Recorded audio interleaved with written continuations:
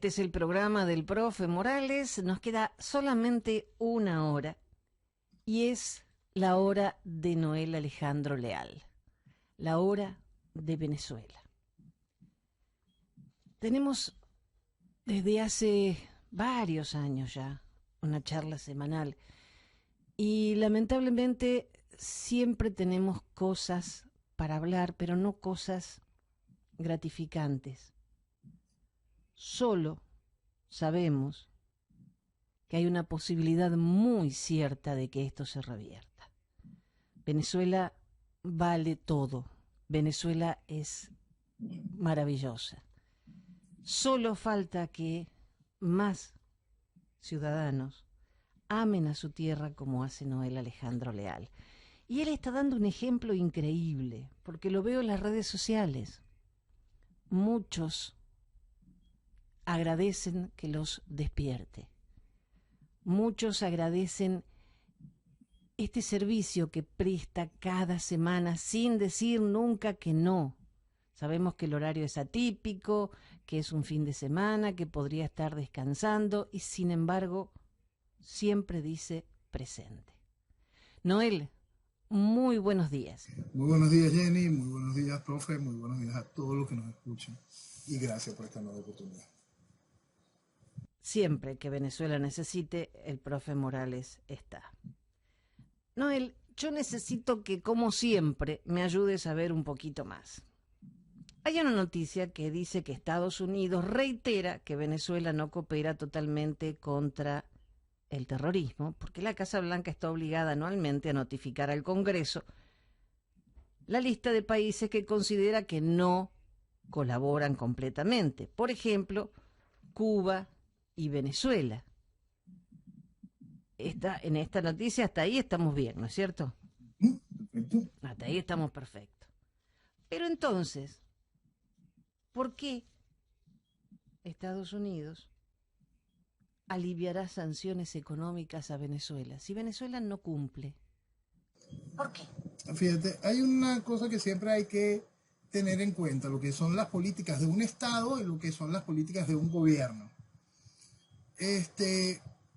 Lamentablemente, la administración Biden ha ido hasta en contra de las políticas del Estado, porque Venezuela en ningún momento ha cumplido con el mínimo necesario para que pueda decirse somos una nación dentro del marco de la democracia y por lo tanto Estados Unidos mantiene una relación con ella, ¿no? Esa fue la razón por la cual se rompen las relaciones, porque Venezuela no cumplía con un mínimo de normas como esa y por supuesto no puede cumplirlas mientras el proceso chavista esté en el gobierno. La decisión de Estado que lleva a esta situación, más allá de las pataletas de Chávez y Maduro, de expulsar embajadores y todo esto, la decisión de los estados de Estado de los Estados Unidos, en la cual entra esta cantidad de gente en la lista OFA, entra esta estructura de sanciones, entra este esquema de perseguir todo el dinero de lo que viene de Venezuela, hasta situaciones tan impresionantes como desconocer un gobierno, como fue lo que sucedió en el 2019, ante uno más de los evidentes fraudes electorales que ha vivido el país. Todo ese tipo de decisiones son evidentes que son decisiones de Estado. ¿Dónde están las decisiones de gobierno? Las decisiones de gobierno vienen en este asunto de pongo, quito embajadores, pero no cambio la línea hasta que no existan cambios reales en las decisiones. El asunto es que en la administración Biden, en sus decisiones de gobierno, está yendo en contra de las decisiones del Estado. Las decisiones del Estado son muy claras con respecto a Venezuela, desde sus relaciones internacionales, desde esa sospecha, esa idea ¿cuáles son tus avances contra el terrorismo? ¿Por qué te tenemos en la lista de asuntos de terrorismo? Pues estuviste vinculado a agrupaciones narcoterroristas, en específico la FARC y el ELN, por más que la administración Biden haga que el Estado norteamericano saque de la lista de terroristas a entes como la FARC, la realidad es que eso está allí, eso forma parte de la historia del comportamiento político que ha tenido el chavismo en manos de Venezuela, en manos del chavismo. Y a eso hay que sumarle todas las vinculaciones con lo que todavía se considera para los Estados Unidos un Estado terrorista como Irán, a pesar de que sea los Estados Unidos, la administración Biden, quien esté acelerando los acuerdos con Irán con respecto al asunto nuclear. Una de las cosas más bárbaras que es imposible de aceptar. Bueno, eso lo está haciendo la administración Biden. Entonces, tenemos ese ejemplo tan increíblemente grave cuando vemos todas las cosas que se están haciendo que rayan en lo absurdo con respecto a Venezuela. Es un asunto impresionante. Por eso es que esa gran diferencia en lo que es la decisión de Estado y la decisión de gobierno, y cómo las decisiones de gobierno de esta administración están enturbiando lo que debería de ser una posición clara por parte del Estado norteamericano, hoy encuentran esta sensación tan increíble y tan inentendible, ¿no?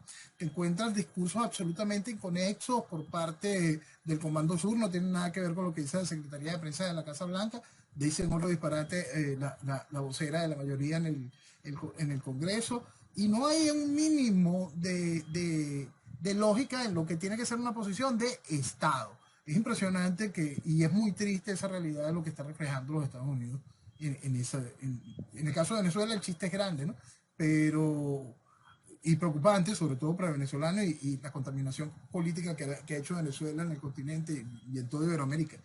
Pero cuando tú ves este mismo comportamiento tan errático como lo que se vivió en Afganistán, cuando ves el comportamiento con respecto a Irán, cuando ves la incapacidad de decidir de manera clara cómo se enfrenta el asunto Ucrania, que va mucho más allá de las pobres decisiones que pueda tener la administración Biden, es realmente preocupante que un país como los Estados Unidos tenga este comportamiento en estos tiempos tan delicados.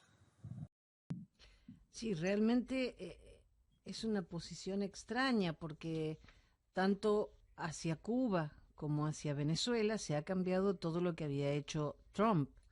Y no solo lo que había hecho Trump. Por eso es que es muy, muy importante. Trump pudo haber colocado una serie de decisiones de gobierno que iban de acuerdo a una política de Estado. Una política de Estado que va más allá de la política de Estado para Venezuela, Cuba o Nicaragua. Es una política de Estado que va en referencia al comportamiento de naciones que salen del marco democrático. Y salen del marco democrático no solo es por un proceso autoritario, sino salen del marco democrático para la instauración de un proceso antioccidental. Entonces esa es la base de esas políticas de Estado. La administración Trump como gobierno reforzó de manera directa a los países que se salían de esas políticas de Estado. La administración Obama y la administración Biden han venido acariciando a esos países que salen de esas políticas de Estado, políticas que son absolutamente claras en el sentido de que vienen hasta dentro del mismo esquema. Cuando nosotros tomamos el esquema de lo que fue la doctrina Monroe y América para los americanos, eso tiene que ver mucho más allá del punto específico, porque estamos hablando de una serie de realidades previas a la revolución comunista. Tiene que ver más allá de ese punto, ¿no? Pero históricamente se van mezclando.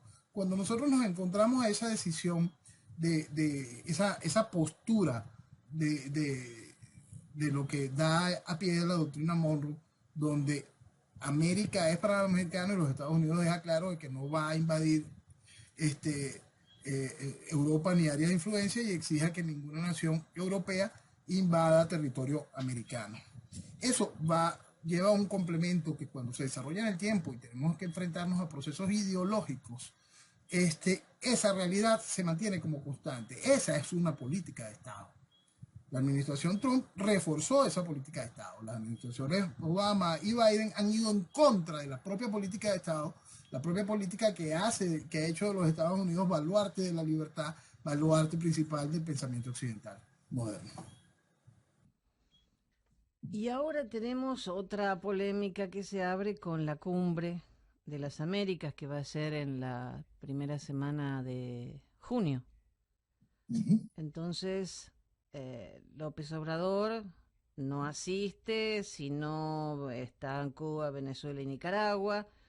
Otros presidentes, como obviamente Argentina, Chile y Honduras, piden que todos los países sean invitados. ¿Por eso estará flexibilizando las medidas o no tiene nada que ver? Se suma dentro de todo un paquete de acciones frente a un encuadre político e ideológico. Por eso es que es tan importante entender siempre esto desde el punto de vista ideológico para poder comprender todo dentro del marco de las realidades que hemos vivido. En aquel momento, cuando se hace el desconocimiento del chavismo como gobierno en el 2019, y lamentablemente se reconoce a una ridiculez como el interinato y cosas tan absurdas como la caricatura de Guaidó, que es el guiado, en ningún momento nosotros estuvimos conversando aquí de que Venezuela estuviese bloqueada en ningún sentido en lo que tenía que ver con lo diplomático, por más que habían 60 naciones, las 60 naciones que de verdad cuentan a la hora de entenderse con una serie de realidades si sacamos del paquete a Rusia y a China. ¿Qué es el resto de la realidad? El resto de la realidad es que existen dos grandes movimientos que son increíblemente dañinos para el planeta hoy. El movimiento de los no alineados y el G77 más China.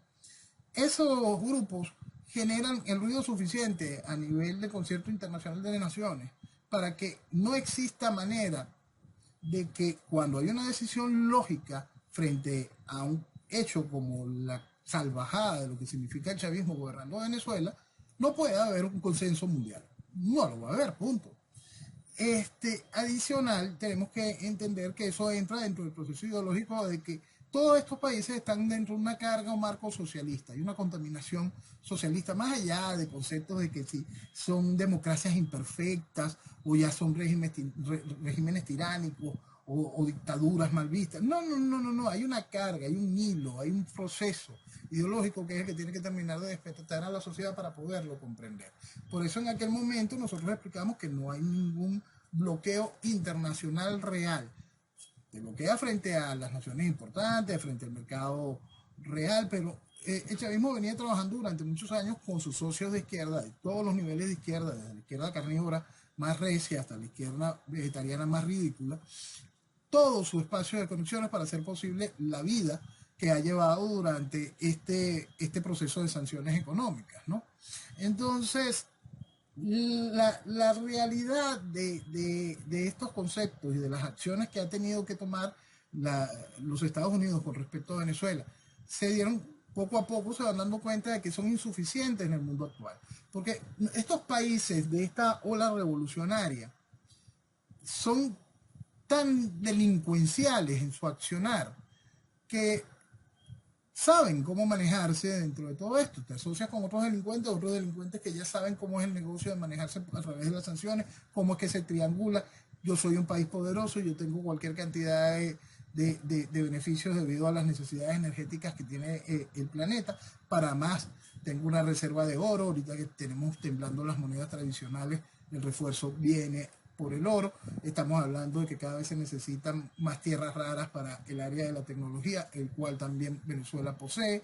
Entonces, y adicional, te conviertes en puente de la mayor inyección de movilidad de efectivo del planeta, que es el narcotráfico. Entonces, intentar pelear dentro del marco de la legalidad internacional con los procesos de sanciones, eso, como hemos repetido varias veces, ahoga pero no mata. Entonces quedas más o menos dentro del mismo marco que siempre repetimos frente a la realidad de lo que significa la tiranía venezolana. No puedes jugar a la democracia con una tiranía, no importa bien sea las estupideces que hacen dentro de los países votando por colaboracionistas que trabajan para la tiranía, sino a nivel internacional las herramientas dentro del marco de los procesos tradicionales de las vías democráticas y de las vías hasta de ejecuciones económicas a nivel internacional pierden todo sentido frente a la estructura delincuencial internacional que significa este proceso revolucionario global. Noel, y los que dicen que Estados Unidos ve en Venezuela, obviamente, el país con mayores reservas probadas de crudo, que intentan rebajar el precio de petróleo que se disparó tras la invasión de Rusia a Ucrania, ¿también puede haber algo de esto? Por supuesto, eso lo hemos hablado desde el principio, desde mucho antes de que los Estados Unidos mandara aquella comisión a conversar con Maduro, con el chavismo.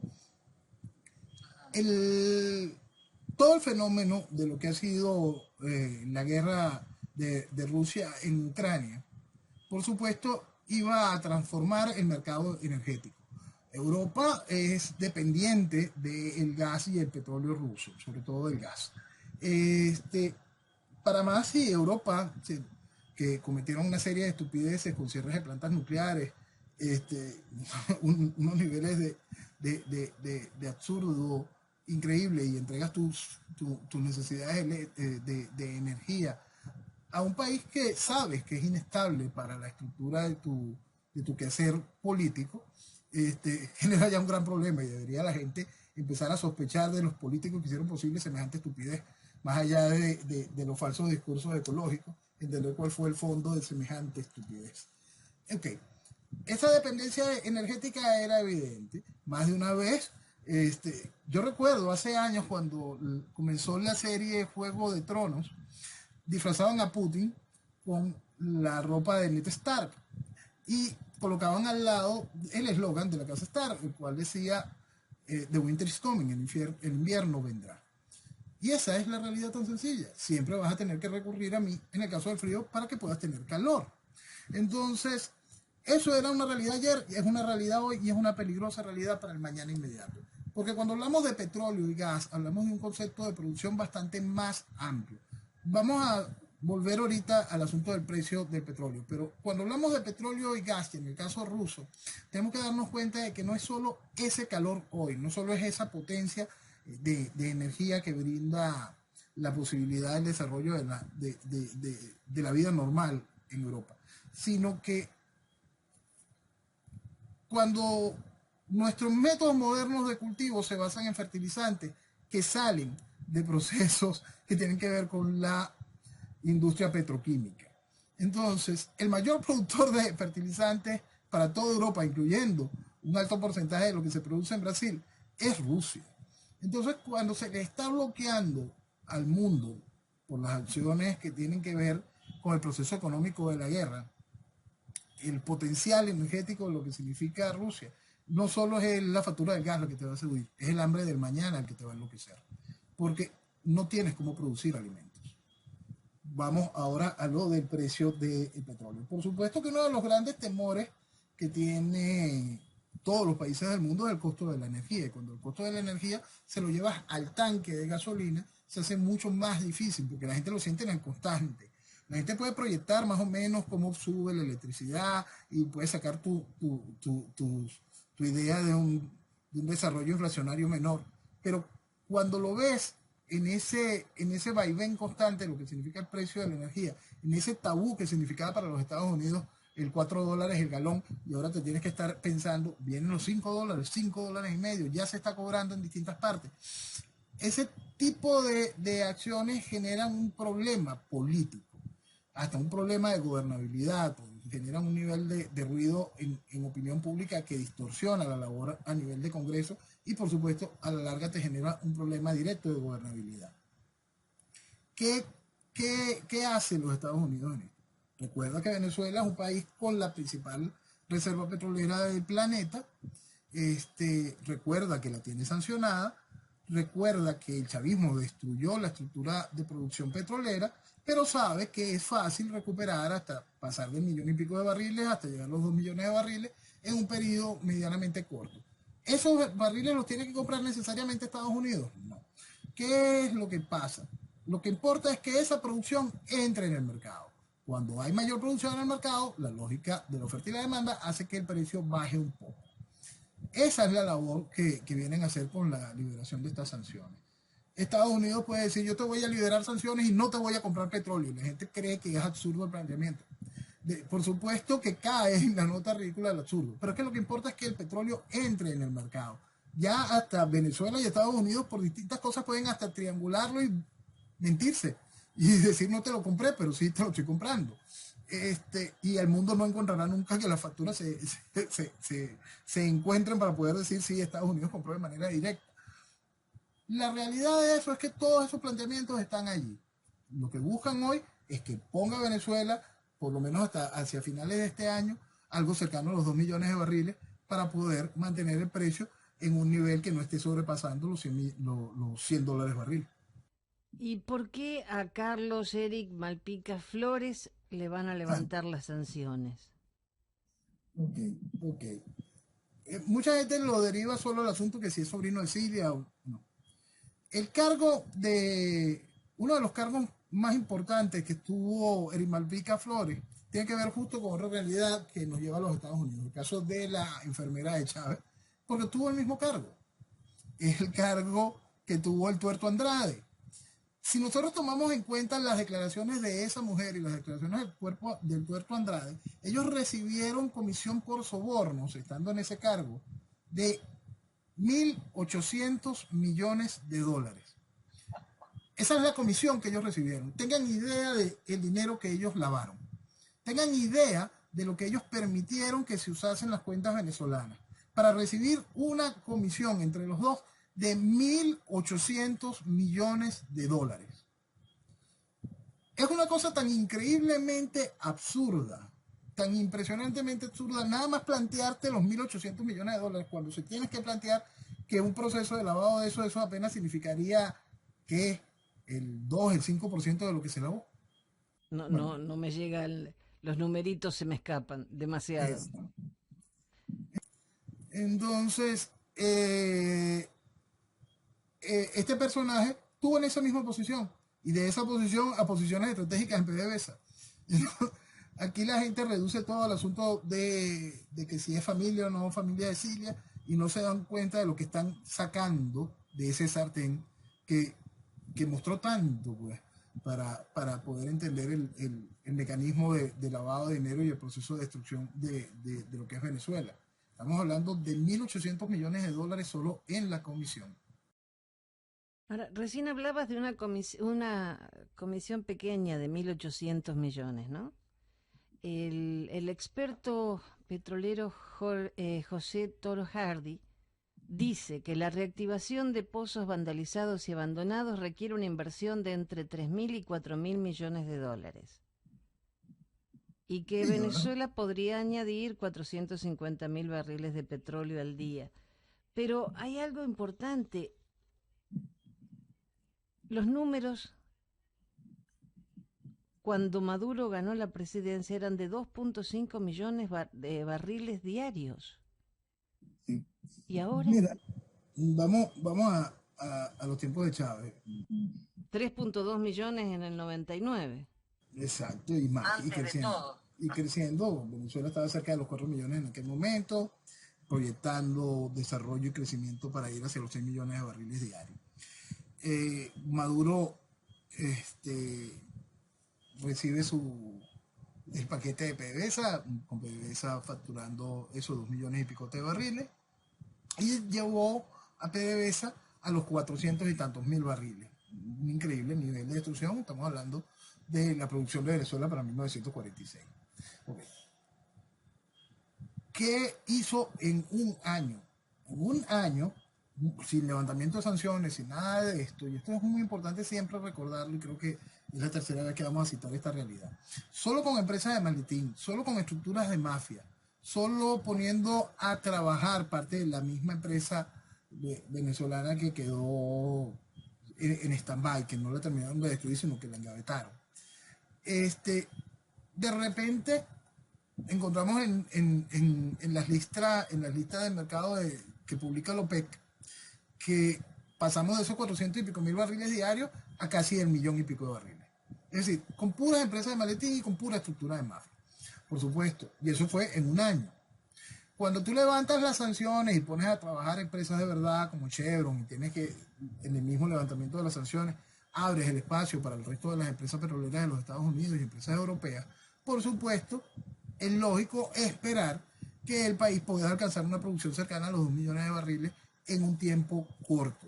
Las inversiones en los números que expresa el experto petrolero sí son necesarias, son reales. Lo que pasa es que Venezuela es un atractivo muy grande, es quizá uno de los países donde es más fácil producir, extraer petróleo. Pues. Entonces, es un negocio que siempre suele ser realmente atractivo para todas las empresas petroleras. Nada más hay que dejar la oportunidad de hacer el negocio. Claro. Y eso riega para todos lados. Porque esto es una cosa bien interesante dentro de la gran mentira económica que se vive en Venezuela. La lógica de cómo funciona el mercado, cómo funciona la economía y por qué existe esta burbuja y esta sensación de que hay algo que se arregló en Venezuela. Las políticas típicas de estructuras de controles de los gobiernos socialistas, de controles de la economía, van ahogando todo.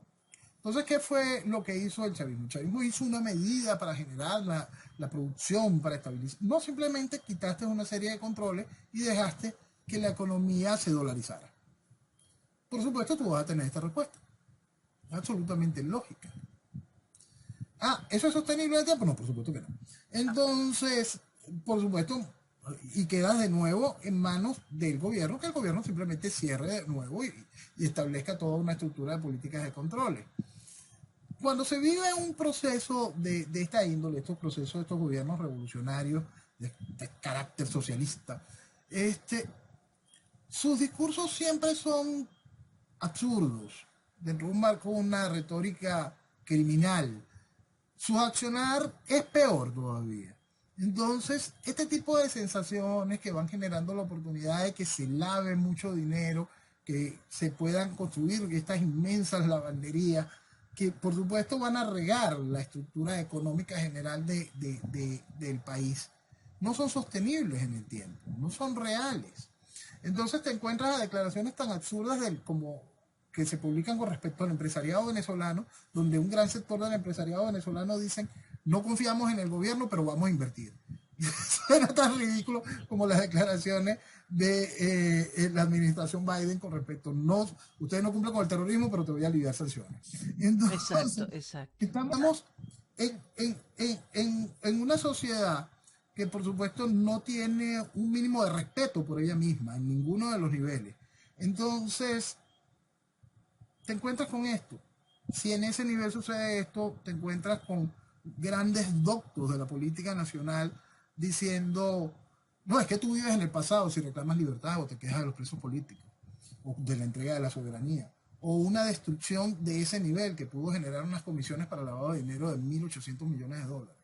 Entonces, cuando tú les recuerdas eso a la partida de imbéciles que te dicen baja la cabeza y aprovecha, las cosas están buenas ahorita en Venezuela, lo que sientes es eso, desprecio y preocupación por el mañana. Preocupación por el mañana cada vez que se hace más grande, porque todo está rodeado de una increíble mentira, ¿no? Y te refuerzan la mentira una y otra vez y la gente se queda metida en su mentira y es lo que hace más asqueroso cada una de este tipo de situaciones.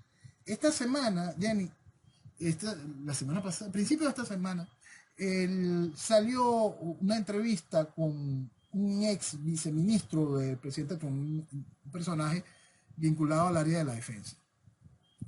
Él mismo declara que con respecto a Venezuela, el presidente Trump tenía, y el entorno del presidente Trump, tenían intenciones de una acción frontal, una acción que lograse la extracción del régimen chavista. Y que él mismo, junto con otras personas, colaboró para quitar esa idea. También narra en este libro el personaje la increíble decepción del presidente Trump por una cosa tan ridícula como el guiado. Todo esto nosotros lo explicábamos antes de cada uno de los sucesos. Nosotros lo explicábamos en el 2019, en la entrada de la llegada del guiado, que el guiado venía a la reinstitucionalización de la tiranía y la aceptación internacional de la manera de gobernar, la particular manera de gobernar de la tiranía. Y explicábamos al principio que el guiado jamás iba a tener la presidencia efectiva y explicábamos también que era el guiado la nada, una cosa totalmente absurda, una caricatura, una cosa totalmente ridícula. Todas esas realidades estaban más claras para cualquier persona con un mínimo de sentido común. Tú ves todo el parapeto de lo que significa el personaje, tú ves todo lo que significan cualquiera de los personajes de la Asamblea Nacional, tú ves toda la argumentación que se hizo a nivel constitucional, agarraron el librito ridículo y tomaron unas paginitas de allí para poder justificar semejante barbaridad. Entonces tú sabes que todo eso por supuesto está malo, ¿no? Tú sabes que nada de eso iba a servir, que todo esto es el componente de una gran estafa. Pero hay un punto que es muy importante que tiene que ver con la mezquindad de muchos venezolanos con respecto a lo sucedido durante la administración del presidente Trump en Venezuela. Ningún presidente del mundo tiene que venir a sacar del barro las patas de un país que ha decidido enterrarse en el barro. Porque eso es lo que hizo Venezuela. No solo votar por Chávez, sino el vestir de democracia todos estos años apoyando a los cómplices, apoyando a esa oposición, haciendo feliz al colaboracionismo. Se refugiaron en una mentira estando conscientes de que no había ningún tipo de salida electoral, estando conscientes de que no existía el Estado de Derecho, se refugiaron en esa mentira durante 20 y tantos años. Entonces ese es un país que decidió hundirse él en el fango. Una vergüenza. Más allá de eso, ningún presidente del mundo tiene que venir a atender eso porque sí, ¿no? ¿Dónde está el problema? El problema va desde cómo me estás inundando el mercado de dinero sucio, cómo me estás generando una crisis humanitaria a los otros países, generando problemas y conflictos políticos que, por supuesto, repercuten en la cabeza visible de América, generándoles a ellos un proceso igual incómodo y cada vez más, que lo sienten más ahorita con este asunto de venezolanos cruzando el Río Grande. Son cosas increíbles, sino que también se hace evidente que en todo ese juego de dinero facilitaste acciones vinculadas al terrorismo. Eso sin contar que convertiste en el país en un puente para inyectarle droga a la sociedad. Entonces todo eso sí hace y obliga a que el presidente, en este caso el presidente de los Estados Unidos, tome acciones directas con respecto a lo que significa la situación venezolana. E hizo el grandísimo esfuerzo de identificar el problema frontal para poderlo explicar por miedo a lo que le podía suceder a su propio país. ¿Dónde está el problema de lo que vive Venezuela? ¿Por qué Venezuela está siendo total y absolutamente destruida? Por el socialismo. Venezuela contó con el privilegio de que ese hombre se parara 2 veces en la Asamblea General de las Naciones Unidas y explicara que el problema de Venezuela es socialismo.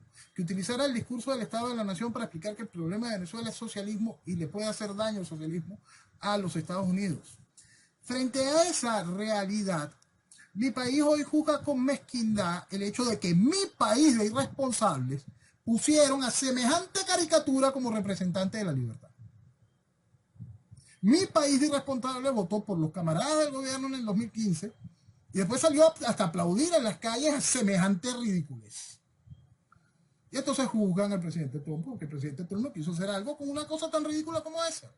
Porque ¿dónde está la responsabilidad? ¿Qué pasa si la decisión obligada y a pesar de los saboteos del ministerio del propio entorno del presidente Trump se toma la decisión? Vamos a hacer una acción frontal contra Venezuela. ¿Qué pasa si se hace la acción? ¿Quién queda en el coroto? ¿Quién es el nuevo presidente de Venezuela? ¿Esta cosa? No, mañana lo tumban. Olvídense. Vamos a discutir otra cosa.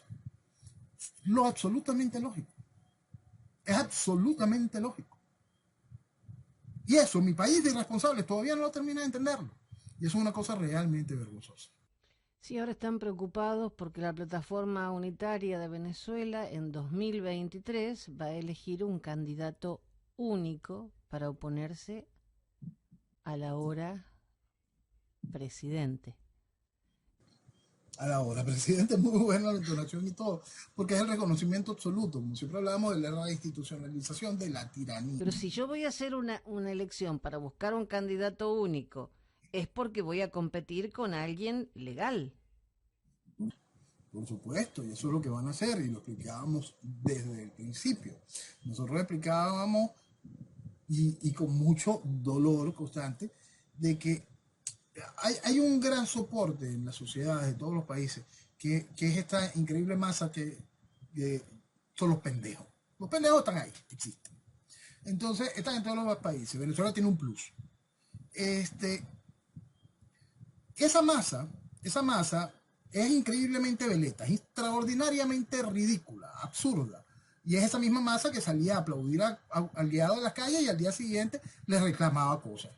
Y usted reclamando, ridículo, o sea, aquella cosa no servía. Y era evidente que no iba a servir. Entonces, esa misma masa, hasta ayer dice, la MUD no me representa, estos políticos son una porquería, y se pone a discutir el hecho ya electoral. No están pidiendo que puedan votar los venezolanos en el extranjero. Entonces tú te empiezas a decir, no mejoraron, no despertaron, solo un despertar de veleta, la partida de ridículos. Y eso es lo que tiene que preocupar al país, de verdad. La estructura política tradicional, formal, colaboracionista, no va a hacer otra cosa que no sea vestir de democracia esto. No puede hacer otra cosa. No, va más allá de los compromisos ideológicos, va al concepto de lo que la tiranía les haría si se salen del carril, y va el concepto real de que la tiranía tampoco tiene que hacer mucho. Nada más tiene que decir la verdad de lo que han hecho ellos como socios. Entonces, todo es tan increíblemente asqueroso y que la sociedad todavía no lo entienda, que exista alguien que dice, si nos unimos, si votamos todos, y tú dices, de verdad, esta persona tiene problemas, lo dejaron caer de chiquito, alguna cosa horrible le pasó, porque no se puede ser tan idiota. Entonces, cuando encuentras eso también reflejado en la casta académica del país, te preocupa más, porque te das cuenta del daño integral. Va más allá del daño tradicional que hizo la estructura académica de nuestro país inyectando socialismo. Porque aquí están inyectando estupidez pura, increíble a la sociedad. Entonces eso va generando una sociedad absolutamente infantilizada. Si la sociedad que despertó, si la sociedad que dejó de ser veleta, no aprende a rechazar, a poner en orden, a quitarle lo pendejo al pendejo, el pendejo va a volver a aplastar a la sociedad. Y cuando se aplasta a la sociedad pensante, a la sociedad que quiere futuro, a la sociedad que entiende la libertad dentro de un concepto de libertades, de responsabilidad, simplemente los países se pierden, pues. Es el reinado de la estupidez. Y, por supuesto, la maldad sabe encantar muy bien a la estupidez.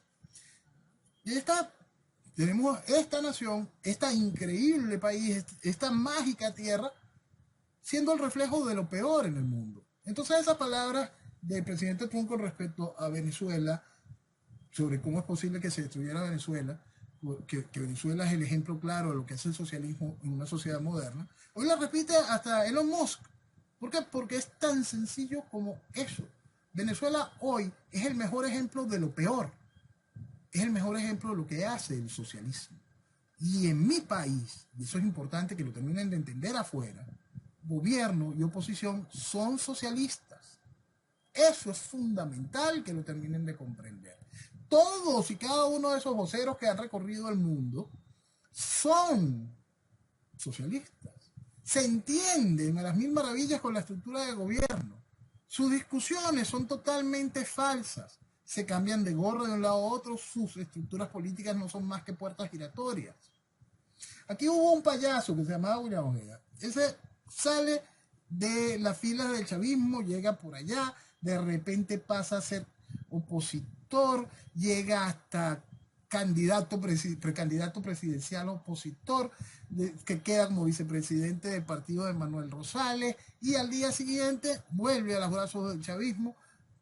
Y mañana lo puedes volver a ver como opositor y va a ser bien recibido. ¿Por qué? Porque el absurdo no tiene nombre. Cuando tenemos un responsable del aparato Maizanta, como ha sido diputado por la oposición, entonces no hay nivel de ridículo. Cuando tú ves a estos representantes haciendo que la población aplauda a la criminal Luisa Ortega Díaz, o aplauda o se preocupe por la salud del torturador Rodríguez Torres. Bueno, y entonces, ¿cuál es el mensaje que le está mandando a la sociedad? Entonces todo eso generó un proceso donde tienes una sociedad que es absolutamente infantilizada y ridícula frente al proceso político. Por eso no van a poder terminar de entender lo que estamos viviendo. Es ahí la importancia de que esa parte de la sociedad que sí despertó, que ya tiene un norte claro, que dejó el comportamiento de veleta, siga conformándose como masa crítica, que termine de entender dónde están estos comunes denominadores de este tipo de acciones. ¿Cómo es posible que la gran mayoría de los venezolanos que llamaron a votar por Biden, que veían bien el esquema de Biden, son los mismos dirigentes de oposición, los mismos que han impulsado el país al voto una y otra vez?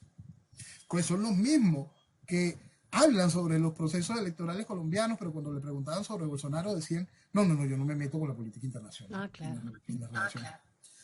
Entonces, ese nivel de absurdo ha ahogado a mi país. Ese nivel de estupidez que mi país lo único que quiere es eso. Va a seguir ahogando al país si esa masa crítica, si el venezolano que despertó, no termina de empezar a censurar al pendejo. Hacerlo despertar. Hacerlo que deje de rebuznar. Porque si no el país va a seguir en formal caída hacia el barranco. Porque la maldad tiene como embelezar y endulzar al pendejo.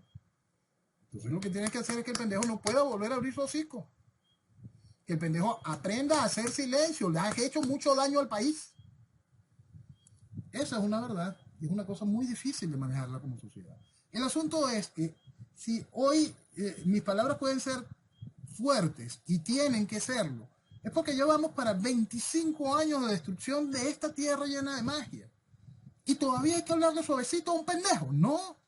Todavía hay que hablarle con cariñito o explicarle, sí, chico, no es posible la vía electoral, ¿cómo es posible que en 25 años no te hayas dado cuenta? No, vale, no. No es tolerable, no en 25 años, no es tolerable después del año 1. Porque cuando un proceso revolucionario toma el poder, no lo va a soltar. Hay que extraer el proceso revolucionario. Y eso es un ABC histórico. Entonces con eso no se juega. Y aquí en mi país no solo es que lo jugaron, sino que hicieron legal el juego. Hay una foto que vi que me revolvió el estómago. Me imagino al venezolano despierto. Jorge Rodríguez y Gerardo Bláez.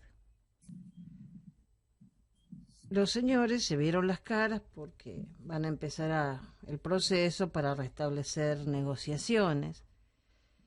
Y dicen, reiteramos nuestra total disposición para construir de manera urgente un gran acuerdo político que permita lograr la recuperación de Venezuela a través de la reinstitucionalización democrática del país, la celebración de elecciones libres, justas y transparentes y la restitución de los derechos fundamentales para todos los venezolanos.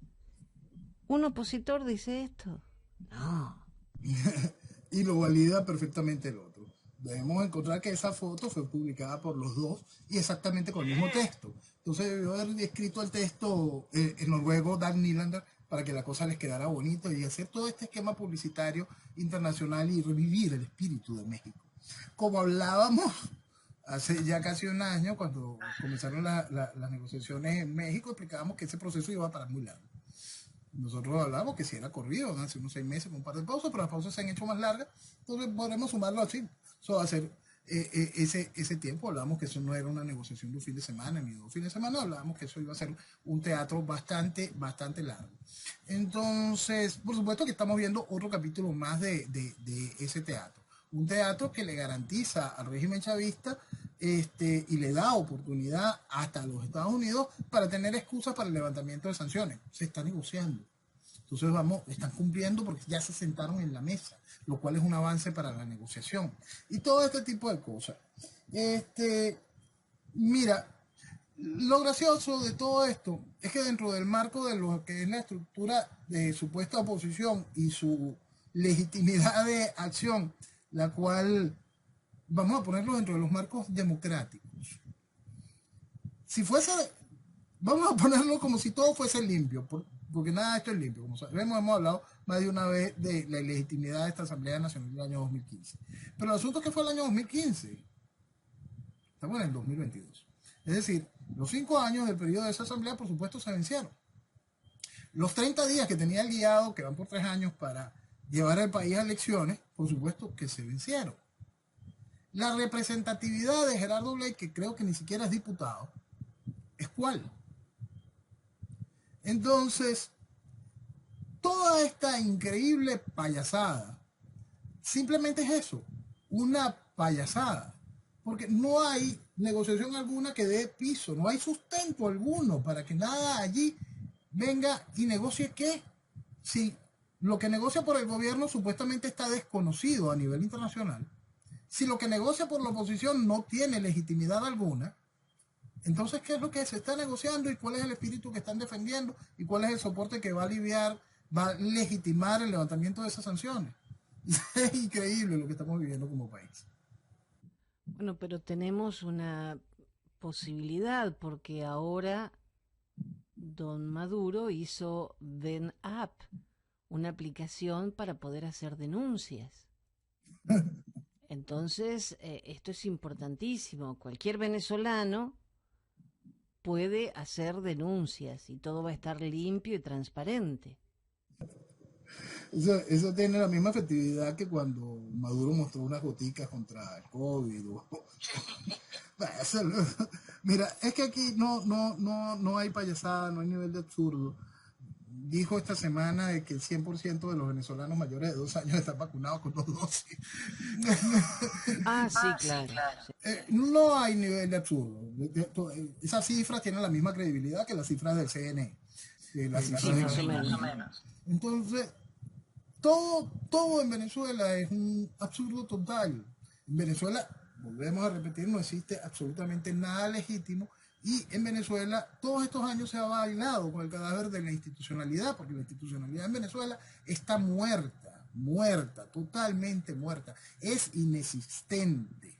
Entonces, pero cada vez que se hace luces sobre esa realidad, sale la oposición a hablar sobre la oportunidad de mantener la ruta democrática y vuelven el montón de veletas a hacer la estupidez regular. Entonces, ese discurso, la maldad logra captar ese discurso porque hay muchísima gente que en su fuero interno ya despertó, ya está entendiendo el problema. Ya sabe que lo que se ha hecho es soportar a la tiranía, lo que se ha hecho es darle a la tiranía su espacio.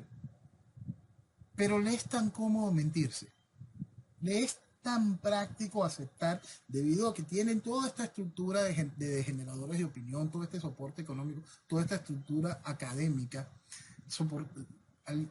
validando los esquemas de negociaciones, que es simplemente el lubricante para el proceso electoral, que te avergüenza, pues, y tiene que preocuparnos mucho como sociedad, porque también entonces está el reflejo de lo que está haciendo esos individuos con respecto a su familia, con respecto a su entorno directo.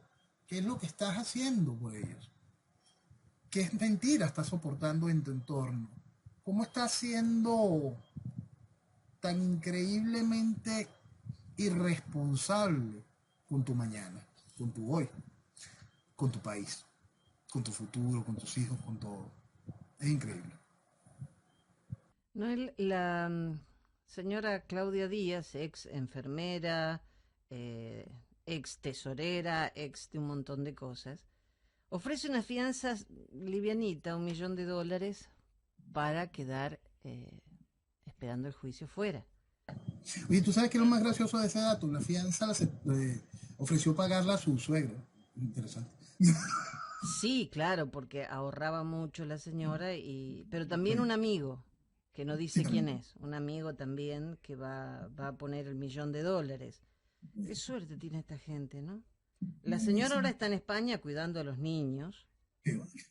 porque los niños, te imaginas, se quedaron sin la mami, entonces la suegra fue a cuidarlo, pero ella reside en Key Biscayne y puede aportar ese dinero fruto de su esfuerzo. Seguro. ¡Wow! Por favor. Pero por eso es lo que estamos diciendo. Imagínense solo un segundo si estos dos personajes recibieron comisiones por alrededor de 1.800 millones de dólares para lavar. Lo que ha hecho la Tesorería Nacional, lo que han hecho los que han pasado por el cargo de la Tesorería Nacional Venezolana, es una cosa increíble. Porque allí tienes el número, uno de los números más importantes con respecto a lo lavado, a lo robado, lavado, por ese lado. Pero nosotros siempre tenemos que irnos al marco de las distintas estafas de lo que se ha hecho con Venezuela, ¿no? Lo que ha hecho el chavismo con Venezuela es una cosa increíble. Lo que hace el socialismo en la deformación ideológica de la población, en el embrutecimiento y el envejecimiento de la población, es una cosa que se pierde de vista, que es increíble. Todo el proceso de destrucción que esa salvaje y criminal ideología ha ocasionado para Venezuela se pierde de vista. Pero en cuanto a estafas, la estafa que se hizo a través de PDVSA, a través de la tesorería del Estado, y la estafa que ha significado el interinato. Y ese es un punto que es muy importante que el venezolano vaya entendiendo.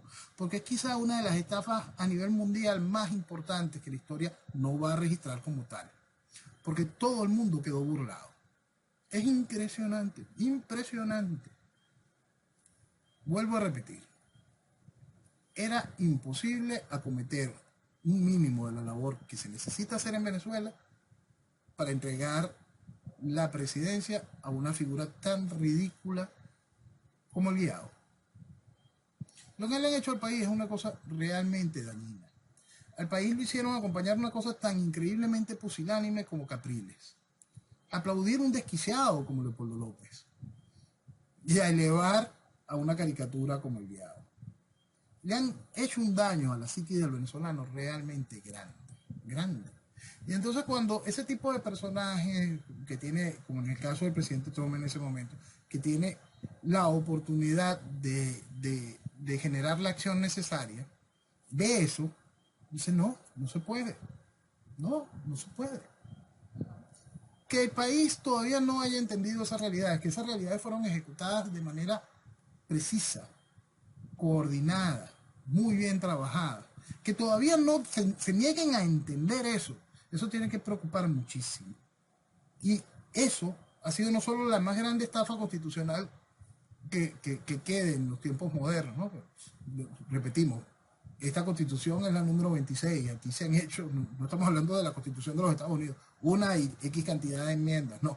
Aquí se han hecho 26, todas han sido violadas y a todas se le han hecho enmiendas y reformas profundas. Esa es la realidad de la historia constitucional de este país, de este joven país. Entonces, por supuesto que nosotros tenemos que tener una constitucionalidad básica, real, para el momento del cambio y ir generando un verdadero marco jurídico y una constitución real para que estafas tan increíbles como esta no puedan suceder. Pero lo que hoy ha protagonizado toda esta estructura es quizá una de las estafas más grandes a nivel mundial. Control de activos millonarios. Y en ese mismo parapeto de este control de activos, de todo este asunto de presentarse como presidente de algo en distintos países, en cada una de las salidas que tuvo, y que fue fácil que volviera a entrar a Venezuela sin ningún problema. Este tipo de presentaciones, que no se entendiese que esto era un asunto absolutamente coordinado para el fracaso, para la reinstitucionalización de la tiranía. Ahí hay un punto que es muy importante, de verdad, y preocupa cuando no se ha querido entender esa verdad. Nos quedan 4 minutitos nada más. Y leí algo que me impactó muchísimo. Petro señaló que Saab es la persona detrás de la publicación del video en el que se lo ve recibiendo plata en bolsas de basura. Y el famoso Petro Video fue filtrado por el empresario de Barranquilla, pues en realidad, y esto es lo que me asombra, él es de derecha, es colombiano y es uribista. Basta para mí. Eso es como Petro dice eso de su camarada por el mismo cuento de cuando aquí Chávez y Maduro dicen que Acción Democrática, cuyo partido ha sido varias veces vicepresidente del Internacional Socialista, sus distintos presidentes y secretarios generales son la derecha. Claro, pero te juro que me quedé... No, es demasiado para mí. No, es que abusan de la gente, les mienten y los ridiculizan como les da la gana y todavía consiguen algo de respaldo. Es una cosa realmente vergonzosa. Es que el caradurismo rompe reglas. Sí, como Maduro que dice que ama a Estados Unidos y quiere ir al festival de salsa. Mira, más o menos igual. Tú sabes que ellos hicieron cosas así cuando Chávez y Maduro se paseaban por el Bronx y regalaban petróleo, aceite para las comunidades pobres y todo este tipo de cosas. Fue un proceso acompañado por senadores del Partido Demócrata y toda esa estructura asquerosa del Club de Boston. Todo eso tiene ese sentido, ¿no? Ese proceso de penetración. Me acuerdo que fueron a una iglesia llevado por unos miembros del Caucus Negro a una iglesia evangélica. De verdad han hecho todo el paquete para la penetración con toda la tranquilidad y las libertades del abuso tradicional de las libertades. Normal en ellos. Noel, ya nos tenemos que ir porque ya se nos termina el programa. Pero, como siempre hay noticias y mientras haya necesidad, vamos a estar al lado de Venezuela. Te agradezco muchísimo que te tomes este tiempo para contarnos lo que de repente todavía no llegamos a ver y hace que mucha gente se esté dando cuenta de toda la mentira y de toda suciedad que hay cuando la oposición llama, por ejemplo, a elecciones libres, justas y transparentes. Te necesitamos, Noel, necesitamos tu mensaje cada semana. Gracias, Jenny. Gracias, es importante que la gente entienda. Venezuela lo vale. Quitemos todo ese sucio, quitemos toda esa inmundicia y entendamos que lo que nos trajo aquí, nos mantiene aquí, no nos sirve para el mañana. Que viva Venezuela. Viva Venezuela.